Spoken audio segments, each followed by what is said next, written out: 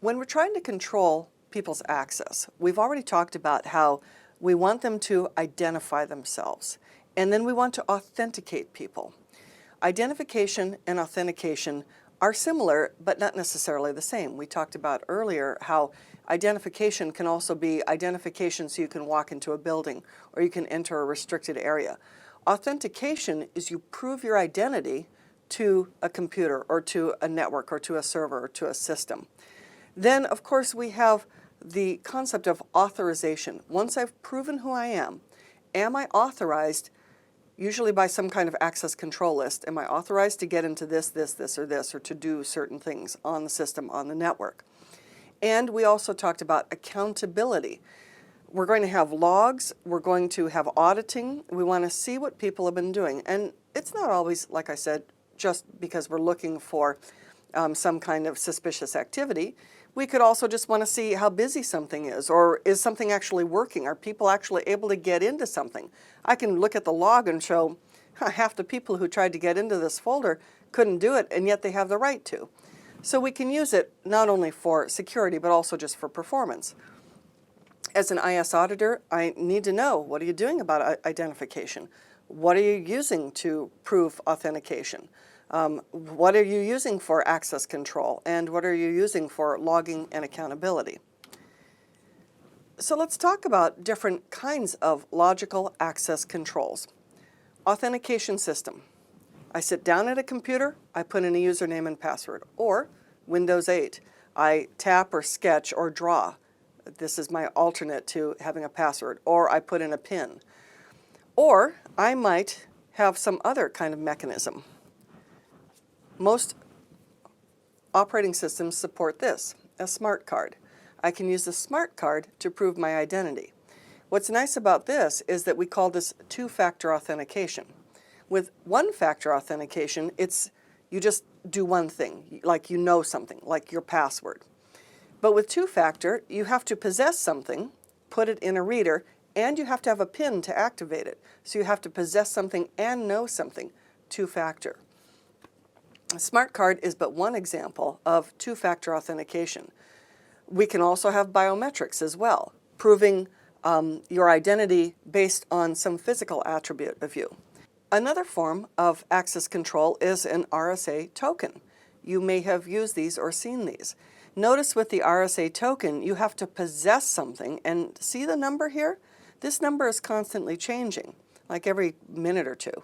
And not only do you have to see the number and use this number, you have to also put in a PIN in front. So you have to know a number, and then you type in the number you know, and follow it as part of the whole thing by this number.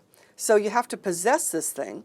This thing is constantly changing its number, and you have to know something as well. So an RSA token is a very, very common way to prove identity as well. Now, as an IS auditor, of course, how are the tokens and the smart cards being distributed? And what is the contingency in case someone loses or forgets their token or their smart card, or something happens to it, it breaks, it stops working? So we have to take a look at that. Is the company allowing people, oh, I forgot my token, okay, just go in? Or are they still very stringently proving that person's identity, even if they can't use the normal two-factor authentication? So we need to be taking a look at that as well. So we know that we have authentication systems. We know also that we have antivirus systems, and we took a look at but one website where you can see the latest virus trends going on at that time. And there are ways of assigning something called role-based access control, or RBAC. With role-based access control, you generally are in a role, and usually that means you're part of a group.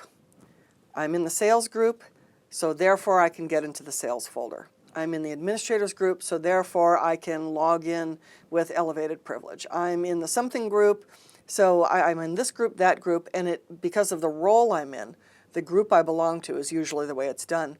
I have this and that privilege. In, say, a Windows environment, when I log on, I have a token that's associated with my authentication, my logon, and then any groups that I belong to, those group IDs, the security IDs of those groups, are also put in the token. So if I try to get to a folder, do any of them match?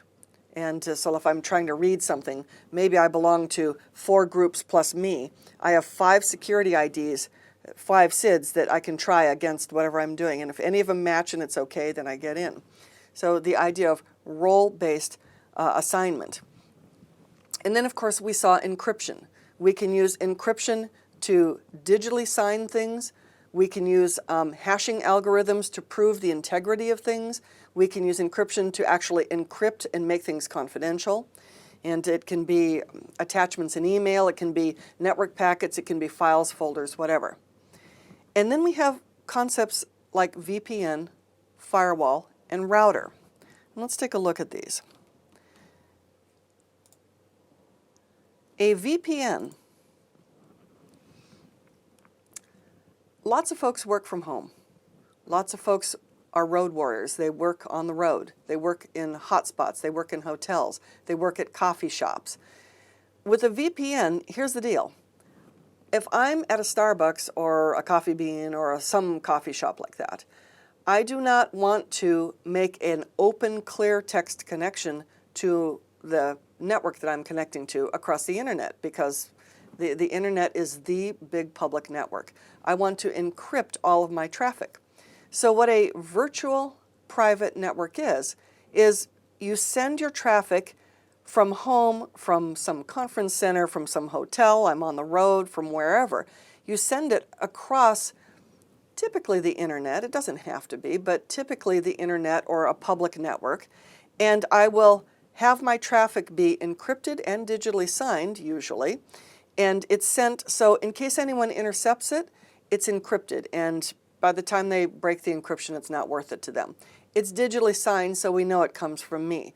And then it is sent to some kind of VPN server that receives my connection, and it decrypts everything and sends my traffic further into the corporate network. So I can go to the email server, the database server, maybe see my own desktop on my workstation at work, whatever. So the idea of a VPN, virtual private network, not truly private, but encrypted, sent across a regular public network. Very, very common. There are many VPN tools. All the operating systems have the capability of doing VPNs. You can buy third-party tools. So very, very common. And we can even use smart cards and RSA tokens to initiate VPNs. The other question was, how about a firewall or a router?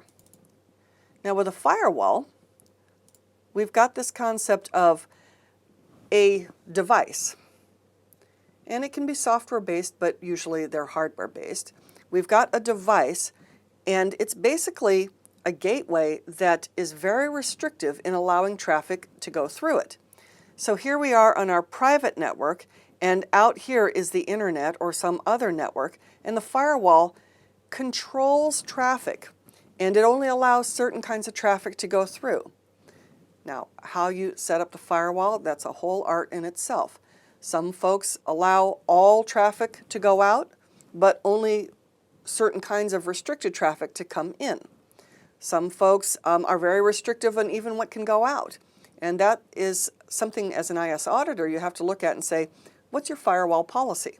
Can I see your firewall policy? Well, according to your policy, you only allow certain protocols or certain kinds of destinations outbound, and then only certain kinds of replies or traffic coming in. And we have to look at the configuration of the firewall and see, are they actually meeting what they claim they're doing? Or maybe there is no firewall policy, and we can just look at the firewall, look at its configuration, maybe run a few little tests, and say, you know what? You're allowing people to go to all these sites that you probably don't want, or you're allowing all kinds of traffic. You got to realize with a firewall is just a front door. It's not the end-all and be-all of network security. First person who sets up a wireless access point has just circumvented the firewall, because now that's a radio wave going out, not going through the network, not going through the firewall.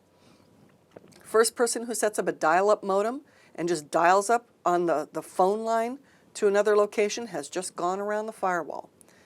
First person who walks in and out with a flash drive has just gone around the firewall. So realize that there are lots of organizations that spend way too much effort and time on setting the firewall up properly and never think about people walking in and out with flash drives or setting up wireless access points or dial-up modems or VPNs. They don't set up their VPNs properly because usually VPNs circumvent the firewall also. So it's just part of your overall examination of the network security.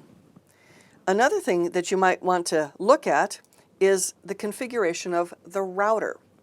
And the router is simply a device that sits at the edge of the network that connects the internal network to the rest of the world, or connects the internal network via some provider across a T1 or a dedicated line to some other branch office.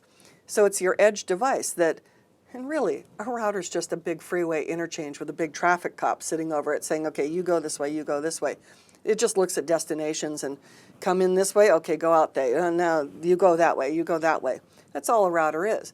But the thing of it is because it is your big interchange right there at the edge of your network, you can have all kinds of undesirable traffic. You can set up routers to filter some of that traffic. You can also compromise a router and have it forward a copy of all traffic that goes through it to some undesirable secret site. So as an IS auditor, we're going to want to look at router configurations as well. So these are the different kinds of logical access controls. Next thing we'll talk about is some of the different software we can use for logical access control.